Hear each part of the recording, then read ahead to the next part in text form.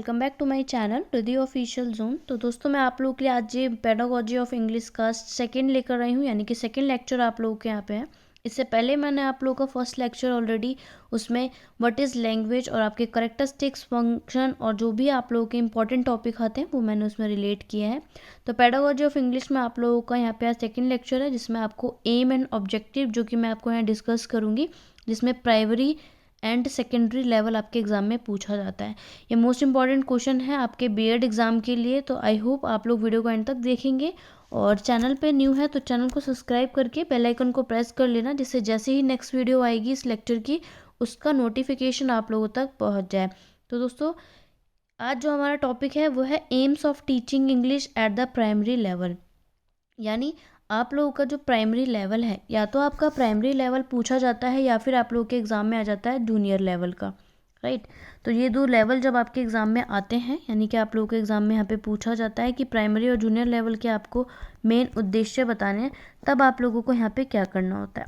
तो इन दोनों का आंसर सेम है कि हम छोटे बच्चे को कब यहाँ पर किस तरीके से हमें उसे हमारा इंग्लिश पढ़ाने का मेन उद्देश्य क्या होता है। तो प्राइमरी लेवल में हमारा मेन ऑब्जेक्टिव यही होता है कि पहले तो हम बच्चे को इंग्लिश अच्छे से बोलना सीख जाए, राइट। हमारा मेन उद्देश्य क्या है कि बच्चा अच्छे से इंग्लिश बोलना सीख जाए, समझना सीख जाए और इंग्लिश को लिखना सीख जाए। यानी आप ये कह सकते हैं कि at the end English language को यूज़ करना सीख जाएगा बेसिक छोटी छोटी चीज़ों में, राइट। यही होती हैं जैसे कि आप लोग कैसे बच्चा अपनी लैंग्वेज को कैसे सीखता है सिखाते हैं, यही थोड़ी थोड़ी हम लोग उसे ग्रामर सिखाते हैं। ग्रामर इन द सेंस कि उन्हें बेसिक ग्रामर सिखानी होती है, हर बेसिक छोटी छोटी जो स्ट्रक्चर होते हैं और हर ऐसी छोटी चीज़ जो कि हमें प्राइमरी लेवल पर सिखाते हैं, ये हमारा मेन उद्देश्य होता है, यानी कि बच्चे को इंग्लिश सिखाने में। जैसे कि आप कुछ पॉइंट देख सकते हैं, टू लर्न इंग्लिश अल्फ़ाबेट, यानी कि सबसे पहले हम प्राइमरी लेवल में बच्चों को इंग्लिश के अल्फ़ाबेट को याद करना यानी कि सिखाते हैं, उसको याद करना, उसे पढ़ना सिखाते हैं। Understand simple statement when spoken, और उनको सिंपल से स्टेटमेंट जो होते हैं उनको अंडरस्टैंड करवाते हैं जब वो क्या करते हैं उन वाक्यों को बोलते हैं। To acquire knowledge to read English at least simple word, यानी कि उनको वो नॉलेज वहाँ पे एक्वायर कराई जाती है जब वो इंग्लिश को रीड करते हैं किन किसे सिंपल वर्ड्स में। टू गेन रिक्वायर्ड वोकेबलरी, अब यहाँ पर आप लोगों की क्या आ जाती है कि बच्चों की वोकेबलरी को यहाँ पे धीरे धीरे गेन किया जाता है। यहाँ पे कुछ चीज़ें ऐसी भी होती हैं जैसे कि हम बच्चों को इस लायक भी बना सकते हैं कि वो इंग्लिश लैंग्वेज का किस तरीके से यूज़ कर सकें, राइट। और थर्ड मोस्ट ये भी है कि हम बच्चों को इस तरीके से लायक बना सकते हैं कि जिससे कि वो अपने जितने भी आइडियाज़ होते हैं, थॉट्स होते हैं, उनके कुछ भी व्यूज़ होते हैं इंग्लिश लैंग्वेज में, तो वो सब क्या कर सके, वो इंग्लिश में अपने हर चीज़ के व्यूज़ को, अपने विचारों को एक्सप्रेस कर सकें। स्टूडेंट को हम इतना बता पाएँ, यानी कि हमारा जो मेन यहाँ पे ऑब्जेक्टिव यानी एम उद्देश्य होता है कि जिससे इंग्लिश पढ़ पाए पूरे अंडरस्टैंडिंग के साथ। ऐसा नहीं है कि अगर बच्चा यहाँ पर इंग्लिश सीख रहा है तो सिर्फ नॉर्मल या फिर इंग्लिश को कोई चीज़ पढ़ रहा है तो सिर्फ वो रीड ही कर रहा हो, नहीं। यहाँ पर बच्चे को उसकी पूरी अंडरस्टैंडिंग के साथ पढ़ाना है, राइट। सिर्फ ऐसा नहीं है कि बच्चा सिर्फ पढ़े, बल्कि उसको समझ के साथ पढ़ना है। ये चीज़ यहाँ पे हमारा मेन होता है प्राइमरी लेवल के बच्चों को इंग्लिश सिखाना। नेक्स्ट आता है यहाँ पे टू प्रोड्यूस सिंपल स्टेटमेंट। यहाँ पे हम सिंपल स्टेटमेंट को यहाँ पे धीरे धीरे प्रोड्यूस करते हैं, क्योंकि ये प्राइमरी लेवल है तो हम हाई लेवल का यहाँ पे बच्चों को स्टेटमेंट नहीं सिखाते हैं। बच्चों को हमेशा सिंपल से यानी कि बहुत साधारण जो आपके स्टेटमेंट होता है वो उनका हमें प्रोड्यूस कराना होता है। To understand simple question and to understand, यानी कि वो जितने भी सिंपल क्वेश्चन आंसर होते हैं इंग्लिश में वो अच्छे से अंडरस्टैंड कर पाएँ।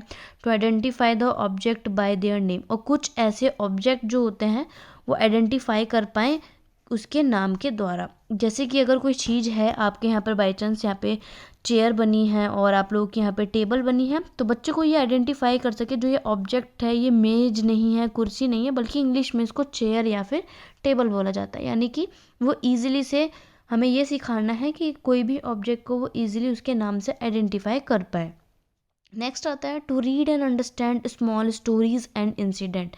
यहाँ पे बात आती है कि बच्चा क्या कर सके कि इंग्लिश में जितने भी आप लोगों के स्टोरीज़ हैं या फिर आप लोगों के इंसिडेंट्स होते हैं उन सबको अच्छे से पढ़ पाए और उसको अच्छे से समझ पाए, जो छोटी छोटी स्टोरीज या इंसिडेंट होते हैं।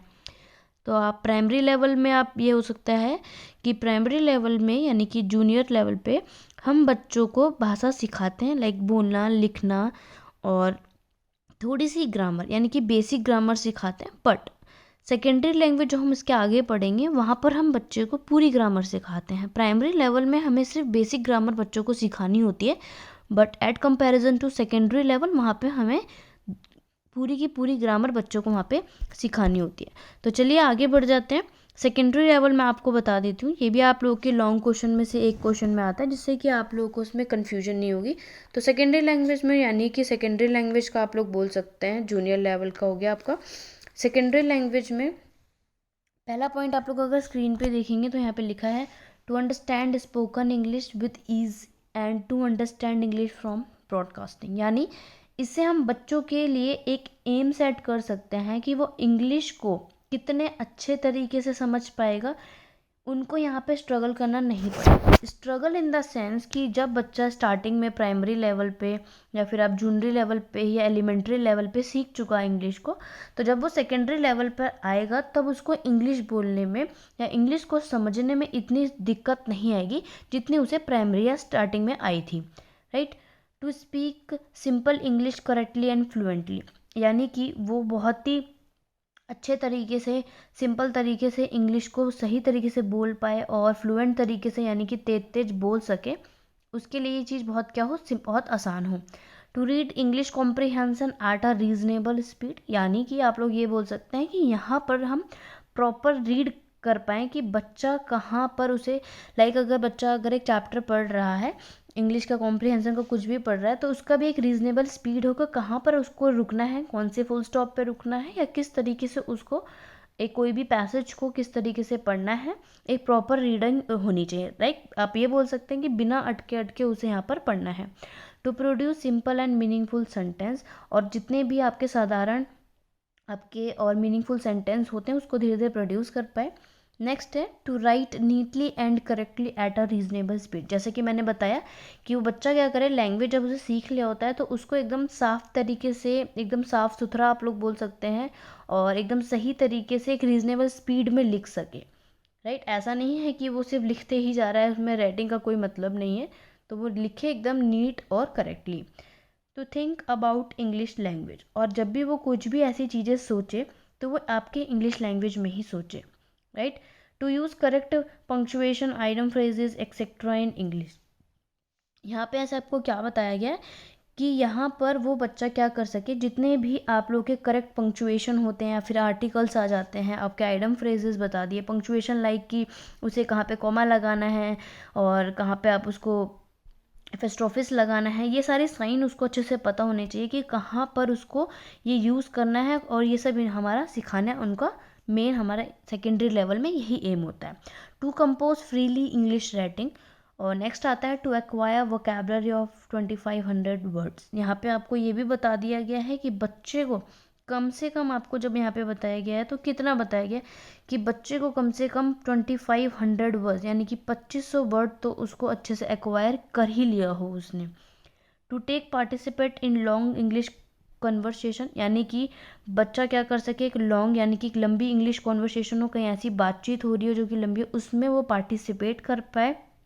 To make them familiar with grammaticals rule and structure, और जितने भी ग्रामेटिकल के रूल्स होते हैं या फिर उनके स्ट्रक्चर इन द सेंस, जैसे कि हम लोग कोई भी टेंस पढ़ते हैं तो बच्चे को ये पता हो यहाँ पर आराम से कि सब्जेक्ट कहाँ है, ऑब्जेक्ट कहाँ है। तो आप लोग ये कह सकते हैं कि इंग्लिश लैंग्वेज के जो स्ट्रक्चर होते हैं उनको हम एनालाइज कर सके कि वर्ब कौन सी है, ऑब्जेक्ट कहाँ है और आपके सब्जेक्ट कहाँ कहाँ पे होते हैं, उसको सही तरीके से वो उसका फेमिलियर तरीके से क्या करे, बनाना सीख जाए।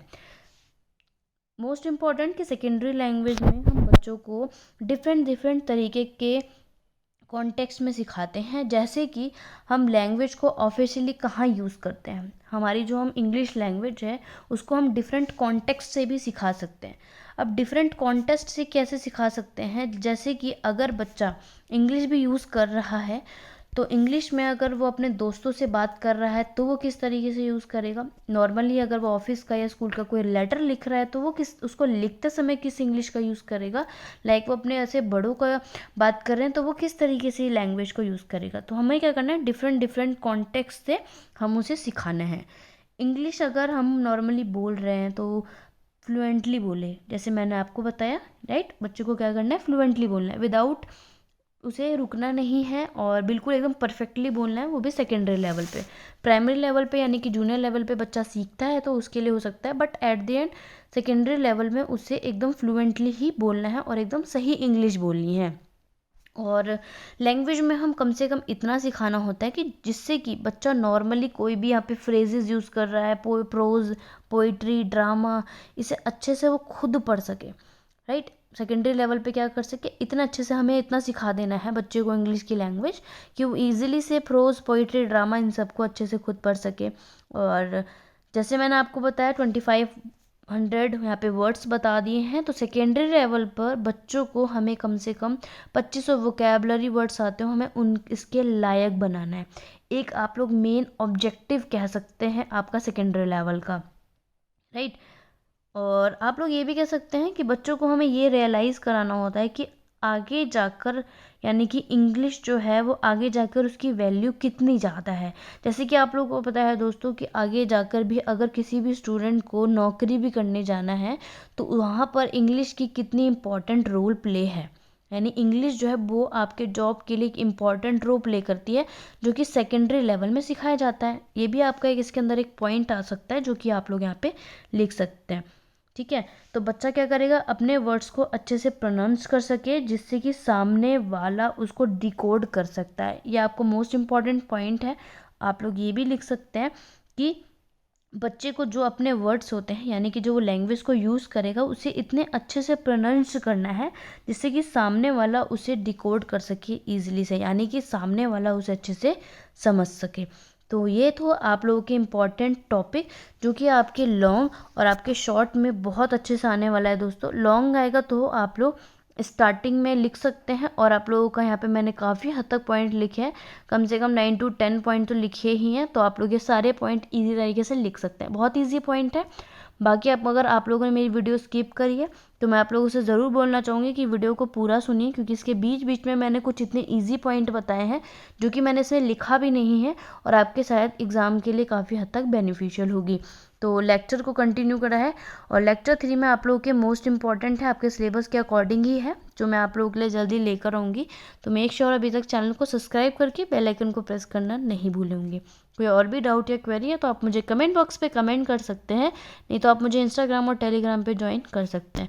तो आज की वीडियो बस इतनी ही है, नेक्स्ट वीडियो में जल्द से जल्द मिलती हूँ। Thank you for watching.